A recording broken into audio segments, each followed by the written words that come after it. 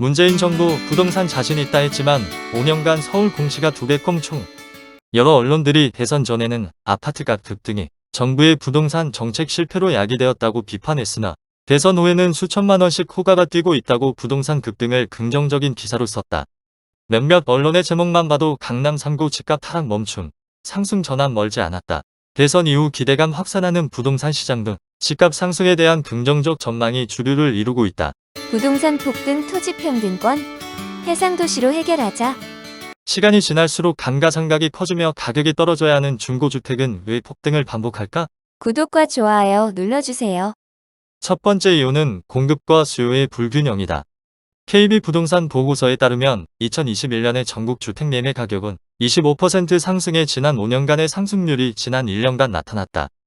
주택산업연구원은 주택가격 급등 원인은 공급 부족이며 2022년에도 주택가격은 상승할 것으로 전망했다. 두 번째는 투기 수요이다.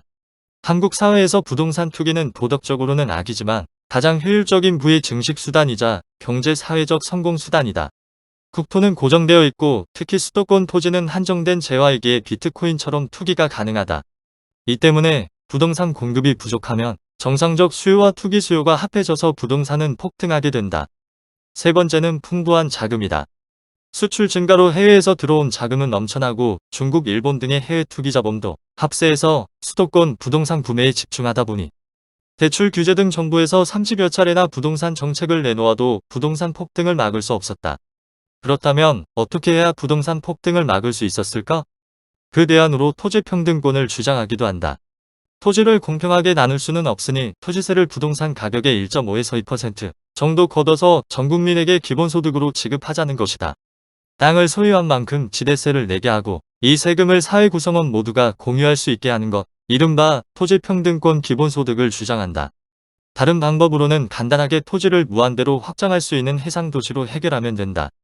매년 크루즈선, 유조선, LNG 운반선, 컨테이너선, 화물선 등 대형 선박들이 수십에서 수백 척 건조된다.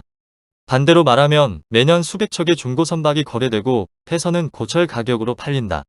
이러한 중고선박이나 폐기되는 선박을 수리해서 해상도시를 만들면 매년 수백만 명을 수용할 수 있는 해상도시가 생겨나 부동산으로 인한 불평등은 사라진다. 물론 해상도시는 사유재산이 아닌 공동체의 공유재산이다. 해상도시로 부동산 폭등의 원인을 하나씩 제거해보자. 첫 번째 이유가 공급과 수요의 불균형인데 육지 아파트 건설과 달리 해상도시는 원하는 만큼 공급할 수 있다. 얼마나 많은 사람들이 해상도시로 이주하느냐가 문제인데 처음에는 여러가지 이유로 이주가 더딜 수 있으나 시간이 지나며 인구가 몰리다 보면 각종 산업이 발달해서 해상도시로 이주하게 된다. 두 번째 이유는 투기 수요인데 해상도시를 공동체 소유로 한다면 투기 대상이 안 되며 인구가 육지에서 해상도시로 빠져나가기 때문에 투기 자체가 사라진다.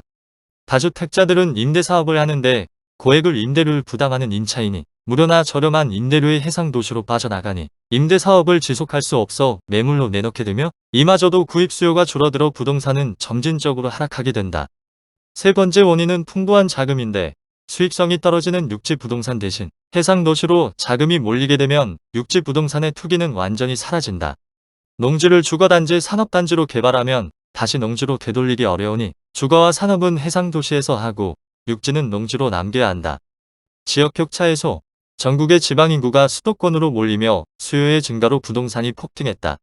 같은 토지라도 위치나 용도에 따라 가치가 달라진다. 하지만 해상도시에서는 공동체로 이러한 문제를 쉽게 해결한다. 우선 농지의 경우 스마트팜 기술로 어디에서 재배해도 토지 위치와 토질에 의한 차이가 없다.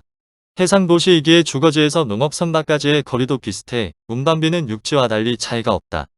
해상도시가 여러 곳이라면 생산성의 차이가 있게 되며 육지도시처럼 빈부의 차이가 생길 수 있다.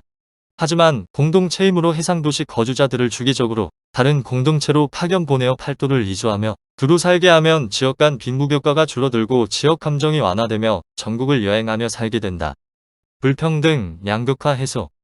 현재의 구인구직은 개별 사업자가 구인 공고를 내고 개인들이 지원해서 합격하면 취업하는 형태로 직장 차이에 따라 불평등, 양극화가 심해지고 있는데 공동체에서는 협동조합을 만들어서 구인 기업들과 파견 협약을 맺어 기업에서 필요로 하는 노동자를 파견하고 해고는 자유롭게 한다. 개별 기업에서는 해고된 상태더라도 공동체 협동조합에서는 파견만 취소된 상태이므로 계속 취업 상태이다.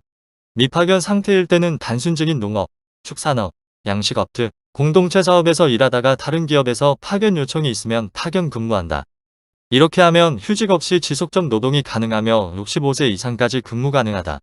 다만 전문직은 예외로 한다. 부동산 소유의 유무에 따라 양극화가 심해지는데 공동 소유 의무로 격차는 감소한다. 구독해주세요. 광고는 끝까지 시청해주시면 이 동영상 제작에 도움됩니다.